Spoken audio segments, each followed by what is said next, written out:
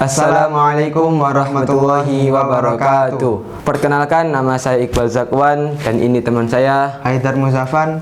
Kami perwakilan dari SMA Muhammadiyah 1 Gresik mengikuti ajang KIR Festival Fakih Usman Provinsi Jawa Timur tahun 2022 dengan mengangkat tema potensi kulit degan sebagai sumber energi listrik terbarukan demi menyongsong Sustainable Development Goals SDGs 2030. Seperti yang kita ketahui pada umumnya, era digitalisasi atau dunia digitalisasi telah berkembang sangat pesat. Siap tidak siap, faktanya era 5.0 telah hadir di depan kita. Bagi masyarakat yang mampu mengikuti era 5.0 ini, maka mereka akan berkembang sangat pesat. Akan tetapi, begitupun sebaliknya, bagi masyarakat yang tidak dapat mengikuti era ini, maka mereka akan terdegradasi oleh keadaan. Nah, dengan adanya era 5.0 ini, maka tidak dapat dipungkiri kebutuhan listrik juga akan ikut meningkat. Dengan meningkatnya kebutuhan listrik ini, maka akan memicu terjadinya problematika lainnya. Sebagai contoh kecil, saya ambil itu pemadaman listrik. Hampir setiap tahunnya pemadaman listrik itu sering terjadi, bahkan bertambah. Di tahun 2020, masyarakat Indonesia tercatat berjumlah kurang lebih 270 juta, dimana ketika kita logikakan PLN tidak dapat memuaskan dahaga masyarakat akan kekurangan pasokan listrik. Selain itu, Indonesia tercatat sebagai negara tropis dengan curah hujan yang sangat tinggi. Potensi untuk penanaman pohon kelapa juga sangat besar, dimana sejarah juga mencatat bahwa Indonesia merupakan negara produksi kelapa terbesar di dunia dengan area penanaman perkebunan kelapa yang berkisar antara 3 juta hektar dan juga produksi kelapa yang berjumlah 2 juta ton lebih. Nah, dengan produksi yang sangat besar itu, maka akan memicu terjadinya atau menumpuknya limbah, terutama limbah hasil pengolahan kelapa tadi. Oleh karena itu, ketika limbah ini sudah menumpuk, maka akan berdampak besar bagi masyarakat. Oleh karena itu juga perlu adanya pemberdayaan atau refunction atau pemberdayaan limbah kembali, bagaimana cara kita dapat mengelola limbah dengan baik dan menghasilkan sesuatu yang lebih baik pula. Oke, di sini sudah terdapat alat sebagai media fermentasi yang akan digunakan pada nantinya. Alat ini terdiri dari 2 pipa PVC 4 inch yang berukuran 60 cm dengan volume 11 liter. Kemudian di sini juga terdapat sebuah lubang, di mana lubang ini sebagai tempat untuk meletakkan termometer pada nantinya, di mana termometer itu berfungsi sebagai pengecek suhu perkembangan bakteri, di mana suhu optimal berkisar antara 40 sampai 45 derajat Celcius. Kemudian di sini juga terdapat overshock. Overshock ini berukuran 4 inci dan 2 inci, di mana fungsi dari overshock ini menghubungkan antara pipa fermentasi atau tempat fermentasi ke dalam pipa kecil ini yang akan nantinya disalurkan ke dalam power blank.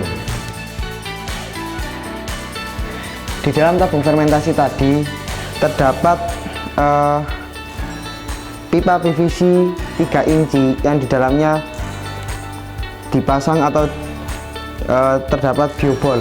Biobol itu sendiri sebagai tempat berkembangnya bakteri atau mikroorganisme. Nah, kemudian di sini juga terdapat power blank, di mana power blank itu nanti power blank ini tersambung dengan tabung fermentasi yang tadi, di mana di dalam power blank ini nantinya akan diisi air 3/4 dari volumenya sebagai stabilisator atau penyeimbang agar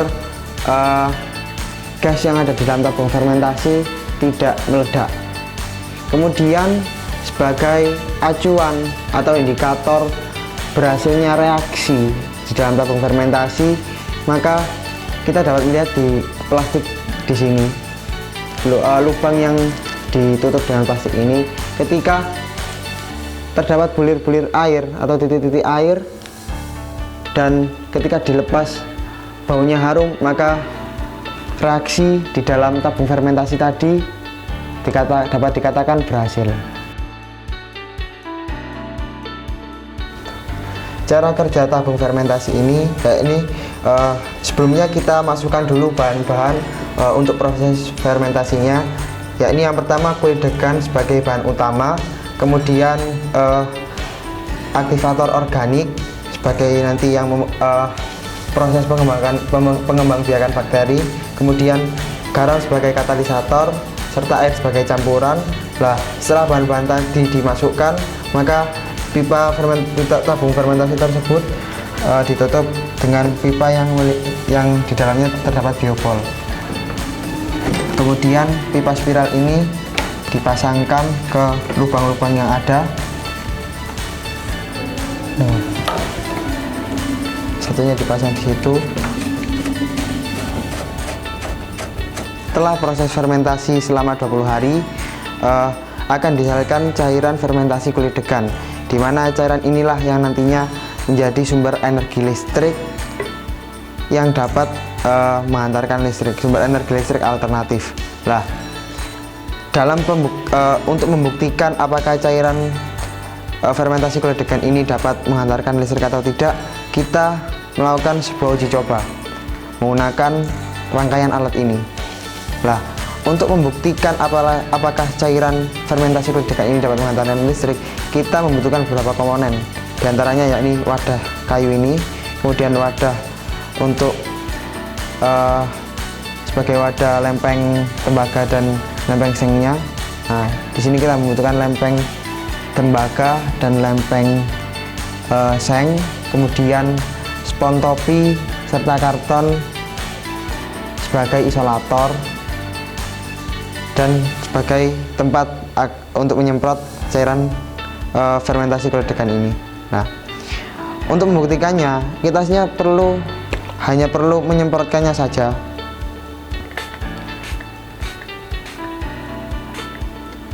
Ke dalam wadah ini hingga karton atau spons topinya basah. Pokoknya indikasinya spons topi atau keseluruhan lempengannya basah. Nah, hal ini saja aslinya cukup untuk menghantarkan energi listrik. Tapi ketika kita ingin hasil yang lebih maksimal, kita dapat menuangkan cairan fermentasi kulit degan ini secukupnya ke dalam masing-masing lubang atau wadah.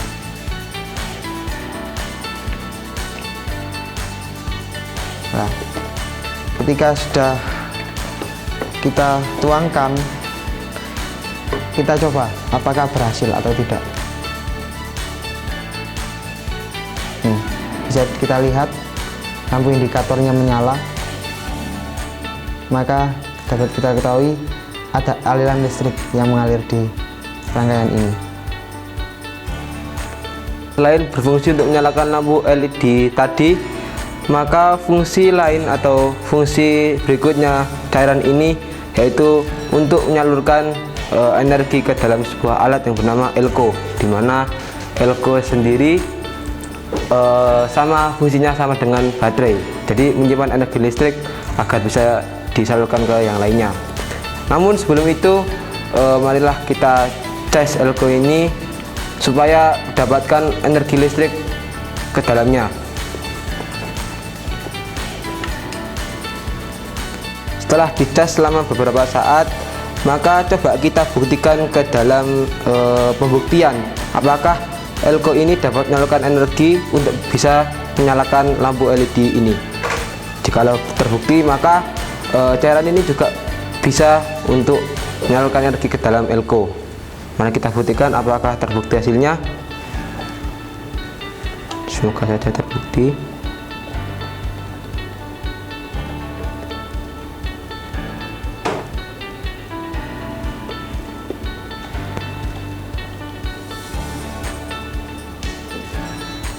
Nah, lampu LED ini telah menyala, berarti menandakan cairan tersebut dapat disalurkan energinya melalui alat elko ini. Jadi elko ini sama fungsinya dengan baterai, akan tetapi energinya berasal dari cairan hasil fermentasi kulit degan tadi. Setelah melalui pembuktian dan eksperimen yang telah kita lakukan tadi, kita dapat mengambil kesimpulan bahwa ternyata kulit degan dapat kita manfaatkan sebagai sumber energi listrik alternatif melalui proses fermentasi selama 20 hari dengan bahan-bahan tambahan. Dengan terciptanya inovasi dan teknologi pembangkit listrik melalui bahan kulit degan, melalui bahan fermentasi kulit degan, akhirnya kita dapat memperoleh beberapa keuntungan. Di antaranya, yang pertama yakni kita membantu mengurangi limbah, khususnya limbah kulit degan. Dan yang kedua, kita akhirnya dapat menemukan sumber energi alternatif yang tentunya terjangkau serta ramah lingkungan. Sekian pemaparan dari kami. Sebagai penutup kata, besar harapan kami jika penelitian ini dapat dikembangkan lebih lanjut. Kami berharap kerjasama dari berbagai pihak, baik swasta maupun pemerintah, demi ikhtiar dalam menyempurnakan penelitian kali ini. Nun wal qalami wa ma yasturun, hayatul fatah bil ilmi wat tuqa. Assalamualaikum warahmatullahi wabarakatuh.